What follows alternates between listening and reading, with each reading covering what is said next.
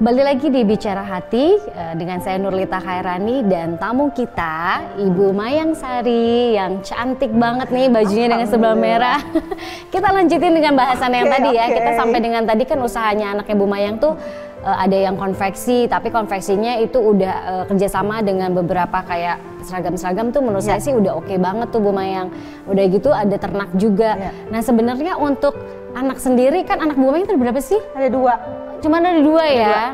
Yang pertama udah nikah. Yang kemarin nikah itu? Pokoknya Teh Lita, Mayang open-openan deh. Karena kalau ngomongin soal anak, itu pasti ketahuan usia Mayang udah enggak lah, masih muda. Udah senior lah. Coba udah berapa senior. Umurnya masih muda dong. Gini. Mayang anaknya 2. Yang pertama memang tidak bergerak di bidang usaha. Karena perempuan, namanya Sheni Alnisah Maida. Sudah menikah. Oh yang kemarin nikah itu? Iya, Desember 2001 zamannya pandemi menikah. Kemudian bekerja di BPJS Kesehatan. Udah enak dong BUMN. Tapi status pegawai ya.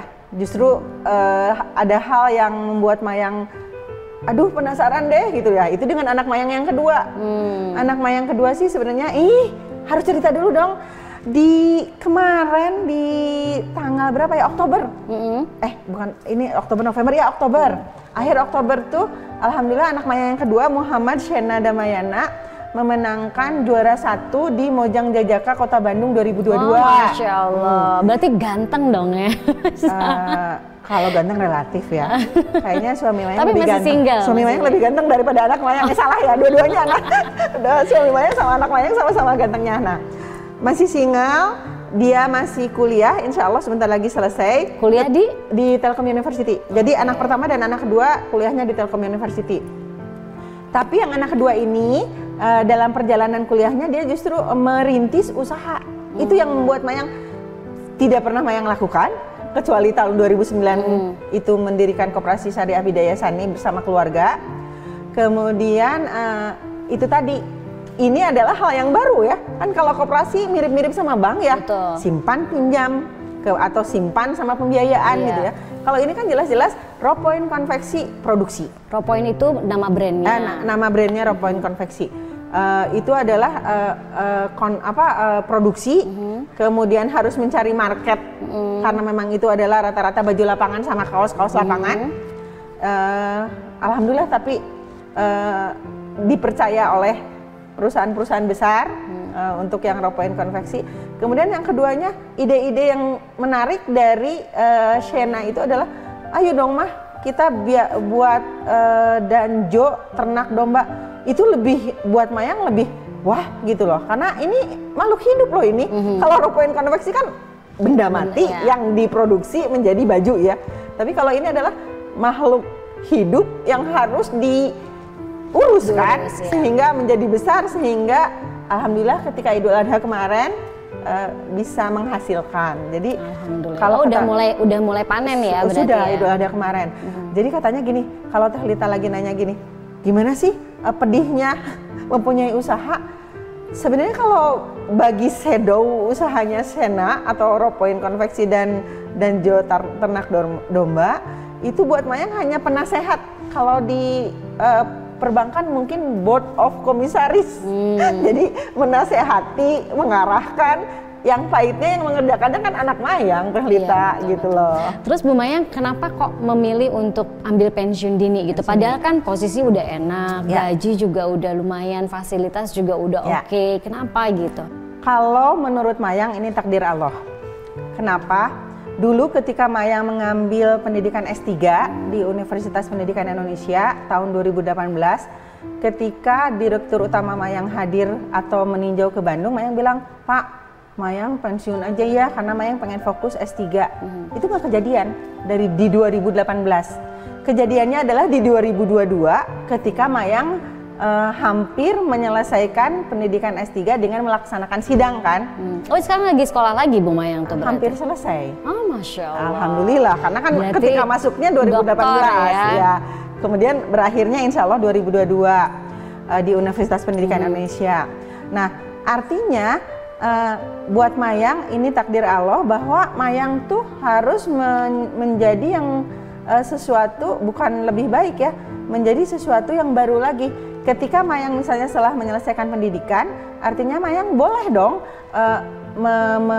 mencoba status baru, apakah menjadi dosen ataukah menjadi konsultan. Itu kan hal yang baru dari dunia sebagai pegawai dan sebagai banker. Itu aja sih. Jadi memang kayak Teh Lita gini lah, kayak air mengalir ya, dijalanin, ada sesuatu yang baru ya diambil gitu loh. Jadi intinya ingin apa ya, kalau bisa dibilang hijrah mungkin dari yang tadinya bankers, apalagi Bu Mayang kan dari awalnya memang sebetulnya udah syariah, tapi kan memang kenikmatan memiliki usaha, lalu apalagi sekarang ambil S3 juga pengen mengajar, berarti kan istilah kasarnya membagi ilmu ya. Emang pengen ngajarnya apa tuh Bu Mayang? Rencananya S1 Mayang akuntansi, S2 Mayang adalah manajemen ya, berkaitan sama marketing. S3 Mayang juga manajemen, manajemen strategik. Nah, artinya Mayang pun dengan pengalaman Mayang sebagai praktisi, artinya Mayang harus membagikan ilmu ya. Sebenarnya teori dan di lapangan kan bisa dimatchingkan nanti ketika Mayang memberikan sharing kepada kelak ya, kepada halayak tuh maksudnya boleh murid, boleh juga hal-hal lainnya, itu pasti terkait dengan marketing. Gitu. Jadi setidaknya pengalaman sendiri untuk di profesinya udah ada, ditambah dengan ilmu, setidaknya bisa menjadi bagian yang memang benar-benar kita ngasih ilmunya juga bisa perfect lah ya, insya Allah ya. Aduh, senang banget nih Bu Mayang. Terus apa ya kira-kira yang aku belum tahu nih tentang Bu Mayang? Yang belum tahu kalau organisasi. Oh iya benar, struktur organisasi. Karena, gini Teh Lita, setiap orang memiliki suatu passion sendiri ya. Betul.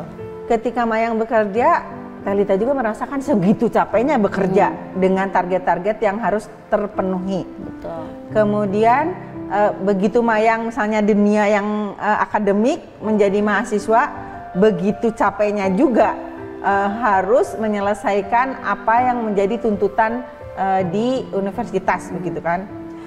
Tetapi di sela-sela itu kalau Mayang passionnya adalah sangat menyukai memiliki rekan-rekan baru, kemudian sharing terkait dengan gimana sih pengalaman mereka. Teh Lita nanya ke Mayang saat ini, kan kita hanya berdua ya. Kalau di organisasi kan Mayang kok banyak orang yang bisa Mayang belajar daripada pengalaman orang-orang tersebut. Betul. Begitu. Dan yang aku tahu juga Bu Mayang memang aktif banget kan. Ada beberapa organisasi, coba apa aja organisasinya, coba banyak deh kayaknya. Yang jadi, aku tahu kan ISMI, Kadin, terus apa lagi? Yang awal organisasi itu Mayang adalah di Kadin Jabar. Karena pertama kali aku ketemu sama Bu Mayang tuh di Kadin, aku ingat banget deh. Maksudnya kayaknya kenal. Di Kadin Jabar itu karena Mayang memang dikaitkan dengan seorang banker. Jadi Mayang waktu itu adalah memegang di bidang keuangan perbankan begitu loh. Dalam perjalanannya terakhir di 2022 ini, bukan 2022, terakhir di Kadin Jabar ini mengenai di bidangnya mengenai pemberdayaan wanita. Jadi sudah beralih nih dari dunia keuangan gitu kan. Tapi setelah dari Kadin Jabar, Mayang ikutnya organisasi itu adalah Jaringan Pengusaha Nasional Wilayah Jawa Barat. Itu apa singkatannya? Japnas. Jabar, Jaringan Pengusaha Nasional Wilayah Jawa Barat. Itu kembali lagi ke semula, Mayang harus memegang keuangan. Mungkin karena background Mayang adalah dulunya banker ya. Nah, kemudian setelah itu Mayang di Ikatan Saudagar Muslim Indonesia. Itu kembali ke semula lagi, memegang bidang keuangan karena background perbankan juga.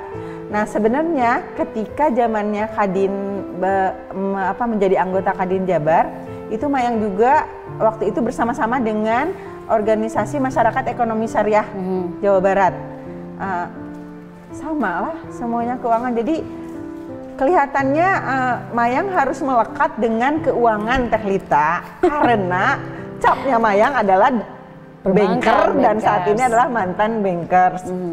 Semoga setelah berkecimpung di usahanya anak, kemudian nanti insya Allah setelah lulus S3 Mayang di dunia manajemen, agak beralih deh, jangan di keuangan terus gitu loh, beralih ke marketingnya gitu loh, yang diinginkan begitu Teh Lita. Tapi kalau aku ngeliat Bu Mayang tuh benar-benar sosoknya tuh kayaknya kalau bahasa Sundanya apa sih, cincin, jadi nggak mau diem gitu ya, apa ya, jadi but gitu, kalau kucing mah kumincir kali ya. Iya, nggak mau diem gitu nggak ya. mau diem gitu kan kucing teh gitu. Jadi kalau misalkan diem tuh kayaknya aduh lesu gitu, mau ngapain gitu Ya, kan. Alhamdulillah Teh Lita, jadi yang namanya pensiun kan kayak gimana sih pensiun? Mayang mah sama aja kok kegiatannya, sama aja kegiatannya. Malah jangan-jangan jadi lebih sibuk pensiun daripada sebelum pensiun sebenarnya. Iya, karena lebih all out ke organisasi. Tetapi Teh Lita, yang sangat Mayang idam-idamkan adalah mandi siang. Oh, mandi siang. Ya, mandi siang tuh maksudnya jam 9 ya. Dulu kan ketika ada jadwal jam masuk kantor itu pasti jam 6 harus sudah mandi lah. Iya. Ini aduh enak banget deh, udah subuh masih nyantai-nyantai, nggak usah mandi dulu. Iya, gitu. betul. Aku juga pernah tuh ngerasain Bener ya? kayak gitu. Wah, free deh, nggak usah mandi cepet-cepet. Iya, gitu. bener, nggak usah takut ini kesiangan nih, jam berapa harus ke kantor gitu ya, belum briefing dan lain sebagainya. Luar biasa sekali Bu Mayang dengan inspirasinya. Kita biasa jeda dulu, tetap di Bicara Hati bersama Nurlita Khairani.